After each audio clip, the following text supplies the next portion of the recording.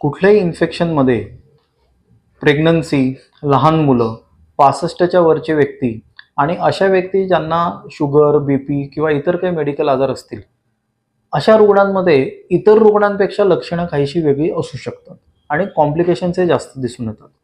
म्हणून fever care centre for infectious डिसीजेसच्या या पुढच्या व्हिडिओमध्ये मी डॉक्टर पियुष अशोक चौधरी घेऊन येत आहे आपल्यासमोर चिकुनगुनिया या इन्फेक्शनमध्ये हाय रिस्क ग्रुप्समध्ये लक्षणांमध्ये आणि कॉम्प्लिकेशन्समध्ये काय फरक असतो याबद्दलची माहिती. तर गेल्या काही व्हिडिओजमध्ये आपण चिकुनगुनिया काय असतो, त्याचं निदान कसं करावं, कुठली लक्षणं असल्यास चिकुनगुनिया सस्पेक्ट करावा, अशा वेगवेगळ्या गोष्टी आपण बघितल्या. तर चिकुनगुनियामध्ये कॉम्प्लिकेशन्स तसं बघितलं तर डेंग्यू सारख्या इन्फेक्शन्सपेक्षा भरपूर कमी असतात, पण काही ठराविक ग्रुप्समध्ये कॉम्प्लिकेशनची शक्यताही जास्त असते. यामध्ये 1 वर्षापेक्षा कमी वयाची मुलं, अशा गर्भवती महिलांचे नवजात शिशु ज्यांना डिलिव्हरीच्या अगदी जवळ असताना चिकुनगुनियाचे लागण झाली आहे, 65 वर्षाच्या वरील वृद्ध, असे रुग्ण ज्यांना शुगर, ब्लड प्रेशर, हार्टचा आजार किंवा सीओपीडी, हायपोथायरॉइडिझम सारखे आजार आहेत, किंवा एक स्मॉल पर्सेंटेज असे रुग्ण ज्यांना चिकुनगुनिया सोबतच डेंग्यू, HIV किंवा इतर कुठले को इन्फेक्शन्स एकत्र झाले असतील. सो या रुग्णांमध्ये काय काय फरक असतो ते आपण एक एक करून या व्हिडिओमध्ये बघूया.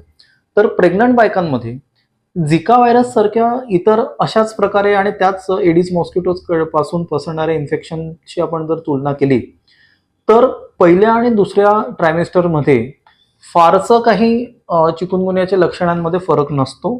त्याचबरोबर खूप महत्त्वाची गोष्ट म्हणजे फर्स्ट आणि सेकंड ट्रायमेस्टरच्या दरम्यान गर्भवती महिलेला चिकुनगुनिया झाला तरी देखील बाळावर त्याचा जनरली काहीही विपरीत परिणाम होत नाही.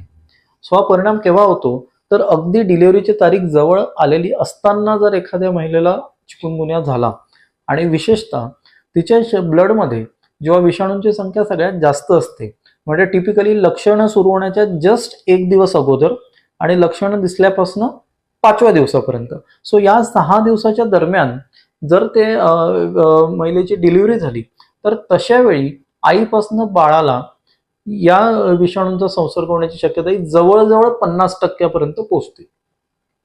इन जनरल जर आपण बघितलं तर डिलिव्हरीच्या आसपासच्या काळात चिकुनगुनिया आईला झाला असल्यास बाळाला त्याचा संसर्ग होण्याची शक्यता ही वेगवेगळ्या स्टडीजमध्ये 20 ते 40% दरम्यान ही दाखवलेली आहे. आता अशा वेळी प्रत्येक न्यूबॉर्न म्हणजे नवजात शिशु जो असतो, ज्याला चिकुनगुनिया असलेल्या आईला झालेला, त्याला लक्षणं हे जनरली येतातच डिलिव्हरीपासून साधारण 3 ते 5 दिवसाच्या दरम्यान. आता या लक्षणांमध्ये सगळ्यात महत्त्वाचा फरक इतर रुग्णांपेक्षा हा असतो की चिकुनगुनियाचे जे टिपिकल तापासारखं लक्षण, अंगावर रॅश येण्याचे लक्षण, याचबरोबर इतर बरेच कॉम्प्लिकेशन या बाळांमध्ये जास्त प्रमाणात दिसून येतात. सगळ्यात महत्त्वाचं म्हणजे रॅशचं स्वरूप या बाळांमध्ये वेगळं असू शकतं. जे टिपिकल मॅक्युलोपॅप्युलर एरिथेमॅटस रॅश आपण म्हणतो, म्हणजे बारीक बारीक पुरळ लाल रंगाची येणे आणि संपूर्ण शरीराला लाल अशी रॅश येणे, या व्यतिरिक्त वेगवेगळ्या प्रकारच्या बुल्लस, वेसिक्युलर वगैरे प्रकारच्या रॅशेस यामध्ये येणं हे शक्य असतं. त्याचबरोबर सगळ्यात महत्त्वाचं म्हणजे बहुतांशी न्यूबॉर्न्स ज्यांना चिकुनगुनियाची लागण झाली असेल त्यांना सेकंडरी बॅक्टेरियल इन्फेक्शनची रिस्क ही खूप जास्त दिसून येते, जे जनरली आपण इतर जनरल पॉप्युलेशनमध्ये बघत नाही. आणि त्यामुळे यांना मेनिंजायटिस, एन्केफेलायटिस सारखे मेंदूचे इन्फेक्शन्स किंवा सेप्सिस म्हणजे बॅक्टेरियल इन्फेक्शन शरीरात पसरल्याने होणारे कॉम्प्लिकेशन्स, यासारखे कॉम्प्लिकेशन हे या न्यूबॉर्न बाळांमध्ये जास्त प्रमाणात दिसून येतं. त्याचबरोबर जर आपण थोडं मोठ्या लहान म्हणजे थोड्या जास्त वयाच्या लहान बाळांमध्ये जर आपण बघितलं, म्हणजे काही महिन्यापासून काही वर्षापर्यंतच्या, तर त्यांच्यामध्ये अडल्ट्सच्या कंपॅरिझनमध्ये रॅशचं स्वरूप वेगळं असतं. त्यांना सिस्टेमिक कॉम्प्लिकेशन जसे डायरिया होणे, ब्रिदिंगला त्रास होणे, मेंदूवरती या विषाणूचा इफेक्ट होऊन मेनिंजायटिस किंवा एन्केफेलायटिस सारखी लक्षणं दिसणे, अशा लक्षणांची शक्यता ही अडल्ट्सपेक्षा जास्त प्रमाणात दिसून येते. पण तरी देखील ओव्हरऑल प्रेग्नन्सी, न्यूबॉर्न आणि पिडियाट्रिक एज ग्रुप या तिन्ही गटांमध्ये सुद्धा इतर पॉप्युलेशनप्रमाणे चिकुनगुनियामुळे होणारी मृत्यूचा दर हा फारसा जास्त नसतो. सगळ्यात क्रिटिकल यामध्ये आहे न्यूबॉर्न जी बाळं असतात ती. बाकी सगळ्यांमध्ये मेनली कॉम्प्लिकेशन्स होतात पण जीवाला जनरली धोका नसतो. आता वळूया आपण अडल्ट्सकडे, म्हणजे प्रौढांकडे, ज्यांना शुगर, बीपी, हार्टचे आजार, सीओपीडी, थायरॉइड वगैरे सारखे इतर मेडिकल प्रॉब्लेम्स असतील. तर या सगळ्यांमध्ये लक्षणं जवळजवळ इतर व्यक्तींप्रमाणेच असतात.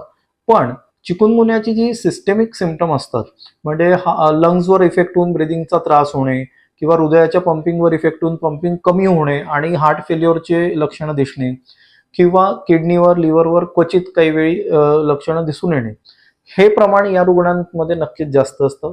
त्याचबरोबर चिकुनगुन्याच्या अक्यूट फेजकडनं सबअक्यूट आणि क्रोनिक फेजमध्ये जाताना जॉईंट पेन्सची तीव्रता आणि जॉईंट पेन्सचा जो कालावधी असतो तो या रुग्णांमध्ये बऱ्याच जास्त प्रमाणात दिसून येतो. याच शिवाय एखाद्या डायबिटीस असणाऱ्या व्यक्तीला जर चिकुनगुन्या झाला तर अगोदर अगदी व्यवस्थित कंट्रोल असलेले शुगर त्यांची अचानक वाढू शकते आणि शुगर कंट्रोल करण्यासाठी लागणाऱ्या औषधांचा डोस त्यांना वाढवावा लागू शकतो. याचमुळे चिकुनगुन्यासारख्या इन्फेक्शनमध्ये स्टिरॉइडचा वापर करताना खूप काळजीपूर्वक तो वापर केला गेला पाहिजे, विशेषतः ज्यांना डायबिटीस आहे अशा रुग्णांमध्ये.